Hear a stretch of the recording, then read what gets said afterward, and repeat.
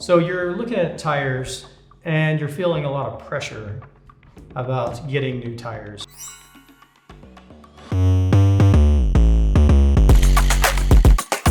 So let's talk about the different types of tires, flotation versus radial.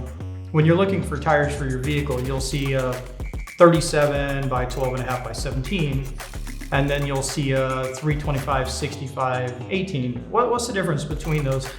One's a metric sizing system and the other one is an SAE flotation inch style measuring system. You can blame Michelin for the metric measuring system. They developed that in the early 70s in France on French cars because they're French. The flotation sizes, they're pretty straightforward. It says it's 37 inches, you know that's 37 inches tall. But what does this mean? You got a bunch of numbers, they don't make any sense. How does that apply to a tire? Here you have a P, you could have a D or an E or even an F range tire. That's the load capacity of the tire. The higher that is in the alphabet, the higher the load range of the tire is going to be. P series is more for cars, light trucks. Most of the tires we work with are going to be a C range or E range tire. The next number, this 205, that's the width of the cross section. So we're talking about this part of the tire, not the tread. That's in millimeters. So if it's 205 millimeters wide, that's how wide the cross section is. The next number is an aspect ratio. So in this case, this is 65, so it's 65% of this first number. So you take 65% of this cross section, and that's how tall this sidewall is. And the last number is pretty simple. It's the size of the rim that it's mounted on. The little R right there stands for radial. You won't have a metric tire that's bias ply. You'll only have flotation tires in a bias ply, but a metric tire is always going to be a radial.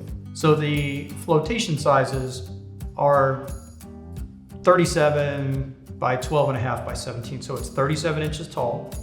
The cross section is 12.5 inches and the rim size is a 17 inch.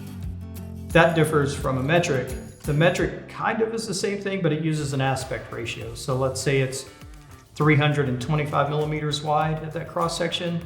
That second number is the aspect ratio. So let's say it's 65. That's 65% of that width is the height of that sidewall. And then the last number is the same, it's still the rim size. So it's just a different way of measuring the same thing.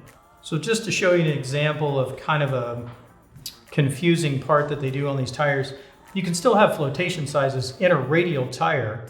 Not all radial tires are going to be metric sizing and not all flotation sizes are going to be bias ply. This tire is a good example. Right here you have 35 by 1150 R17LT. So that's a 35 inch tall, 11.5 inch wide tire, 17 inch wheel. It's a radial, that's what the R is for. And then it's an LT, which is light truck. And then it's an 18 inch wheel. And they put another R here at the end because it's radial. Flotation size, radial tire.